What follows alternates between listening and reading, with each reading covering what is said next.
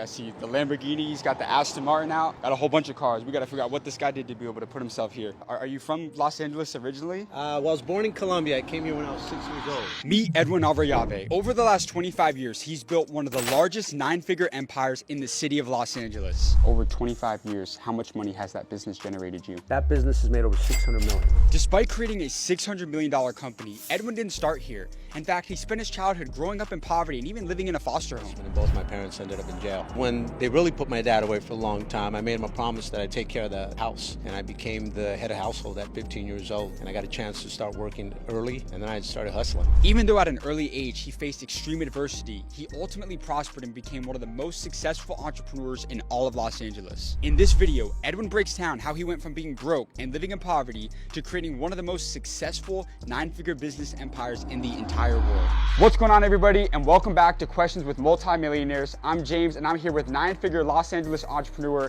Edwin Avarayave. We're going to ask him how he became successful, how he was able to get this multi-million-dollar house. So with that being said, let's get started, and can't wait to figure out how.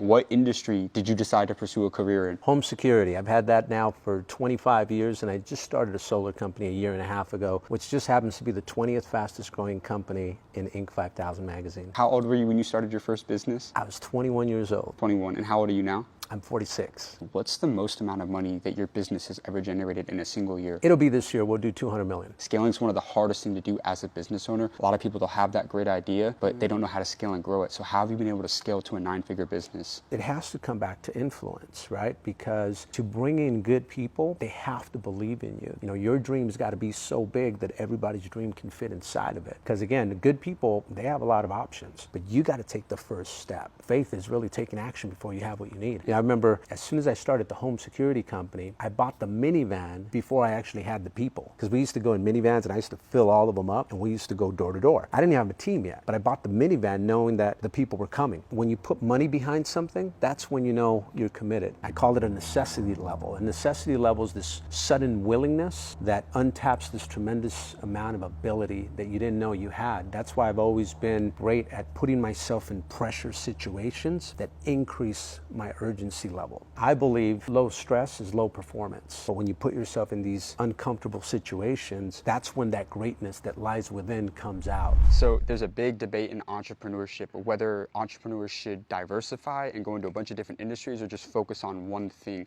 It seems like you doubled down throughout your career in the security business. Now you're branching off a little bit into solar, but what are your thoughts on diversification for entrepreneurs, or do you think they should just really focus on one thing throughout their career? Well, I think in my experience, at least, you focus on one thing, you become really good at it, then that becomes your bread and butter. Right. And then you start to diversify, right? But first you have to find the business that brings in the constant cash flow no matter what. Right. That way then you can invest and take some chances in other businesses that you maybe not know as well. But I'm a firm believer in sticking to what you know, become really good at that, and then you could diversify. But trying to do 10 things at the same time, you know, you have to get obsessed to be great at something. Like for me, I wanted to be great in the home security industry. Like I wanted to be the best. I want to be the best, and I'm constantly trying to improve in that. And now we're bringing that into solar. It took me 17 years to do 40 million in 1 year for security. It took me 1 year to do that in solar, but that's because I had already paid the price for 17 years.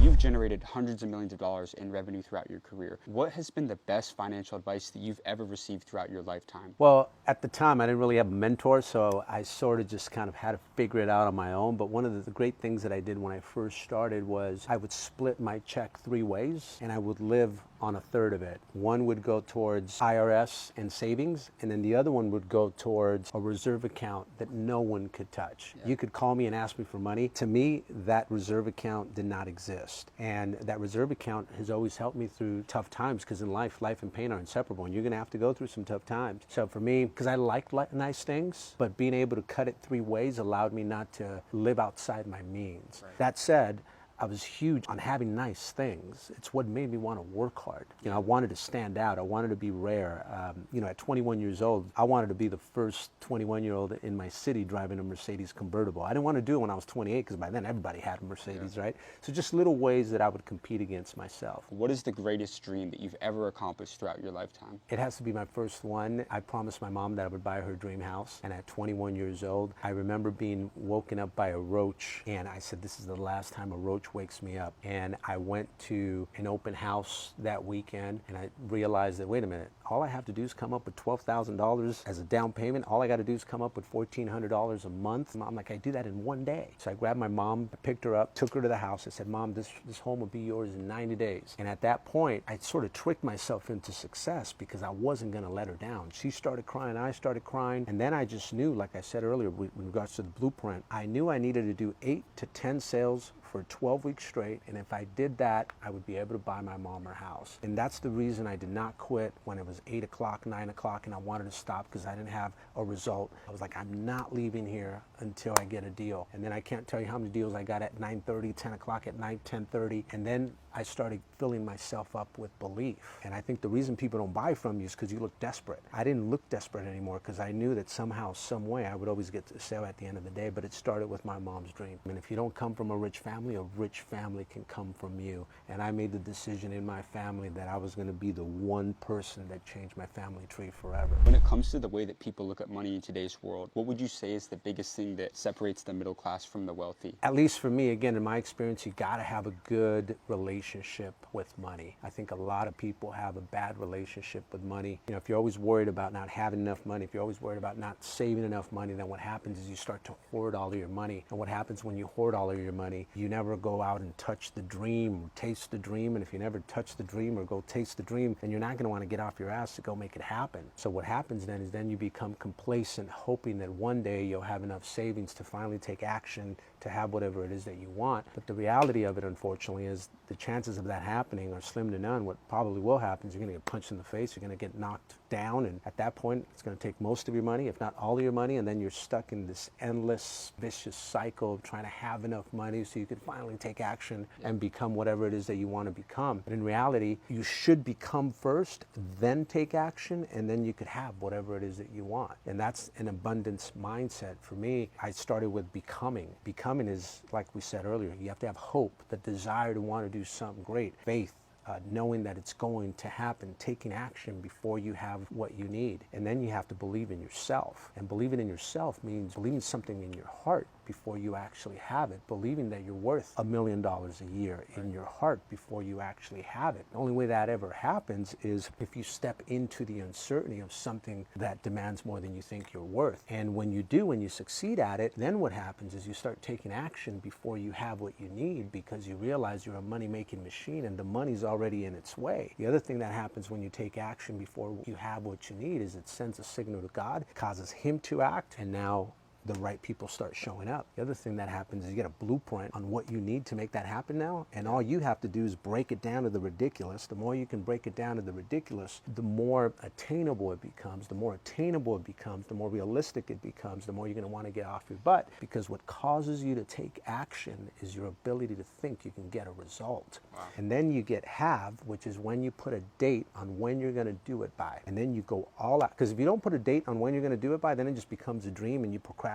I've always been on about dates. I'm going to do it 90 days later, and then you go after it like your life depends on it. And the hardest part about this little formula I'm giving you is that for whatever reason, right as you're going to get your blessing, you're going to get your biggest test, and you're going to get punched, you're going to get knocked down, and it's at that point where you got to make a decision. Do you spring back up and revert back to who you used to be, someone that makes excuses all the time, or do you continue to push forward, having faith that the right people are going to show up and you focus on what you can control, and then everything happens at the end? I can't tell you how many times miracles have happened just because I did not quit. I was like, I don't know how we're going to do this, but we're going to make this happen, and the right people have shown out. Right. And I call that my abundance formula. I've used that to attain everything I have in my life. I could sit here for hours and tell you stories on incredible things that have happened just using that formula. You talked about taking action. For someone who's stuck in their 9-to-5 right now and they're miserable in their day-to-day life, what advice would you give them to really create the absolute best life for themselves? So it's figuring out the why.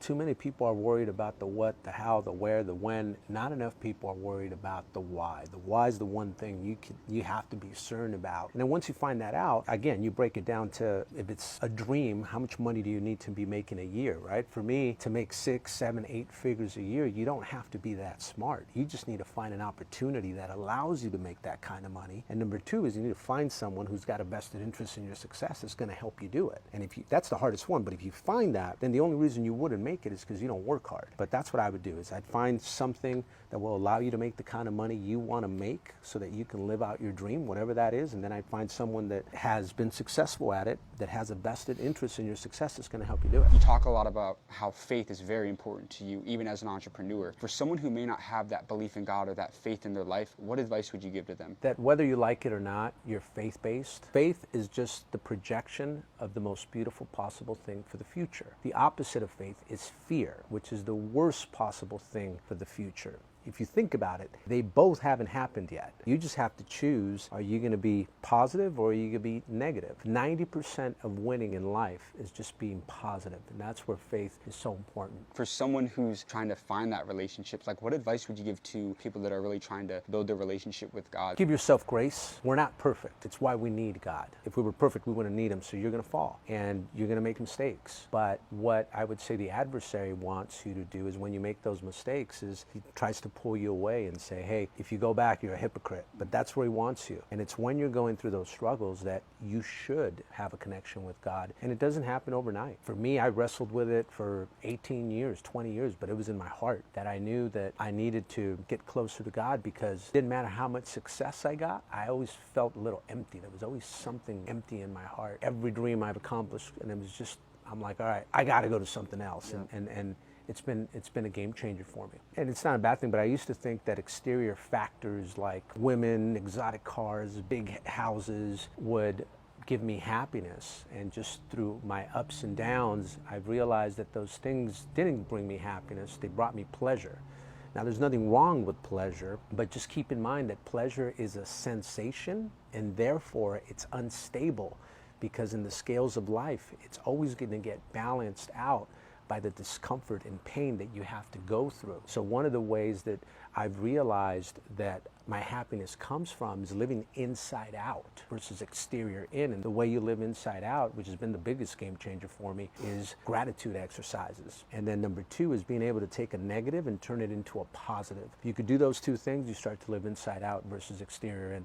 You have a multi-million-dollar house out here in Los Angeles, California. But for someone who's aspiring to live this type of lifestyle someday, what is your best advice to the younger generation out there? If there's one message that you would pass on to the younger generation, what would that be? So I think, my life is, I've had to reverse engineer my life, because for many years, up until 6 years ago, I can tell you how I succeeded. I just knew that I worked hard, I had discipline, I had perseverance, I had integrity, and I had big faith. But other than that, I couldn't really tell you how I succeeded. Now that I've been studying mindset, I've came across this thing called the reticular activating system, and you could actually Google this stuff. So the reticular activating system is part of your subconscious mind, and what you got to understand about your subconscious mind is that it sees everything and it hears everything, but it intentionally does not share it back to your conscious mind, because if it did, your mind would get overwhelmed and you would go to sleep. So instead, your subconscious mind filters what information it's going to send to your conscious mind, and it does it by the way of the reticular activating system. And the only thing it allows to get to your conscious mind is anything having to do with your dreams, which is why you're supposed to have some big God-sized dreams, anything having to do with your self-worth, which is why you got to build your identity, and anything that has to do with your survival, which is why you got to get obsessed with the things that you want. Because sometimes if you don't do those three things, you could have an opportunity that will change your life forever and you won't even see it. As I look back to the decision I made at 21 years old when I left a job that was paying me $70,000 a year and everybody thought I was crazy, I could tie it back to that, because at 12 years old I used to daydream all day long on how one day I was going to make 100 grand by the age of 21. I started going to Rodeo Drive in Beverly Hills and I started dreaming of how one day I was going to end up there. I had these huge dreams. I had my self-worth, which was already kind of high because I had accomplished some good things at a young age, and I needed it for survival. Like I was like, there was no way that I wasn't going to succeed. I made a promise to my mom, I made a promise to my dad, and I was going to make it happen. So understanding that is huge. Man. Amazing. Guys, that's a wrap on today's video. Be sure to leave a like and subscribe for some amazing content coming soon. And everybody click right here to watch us going all around Miami, Florida, asking multimillionaires how you can become successful in today's world.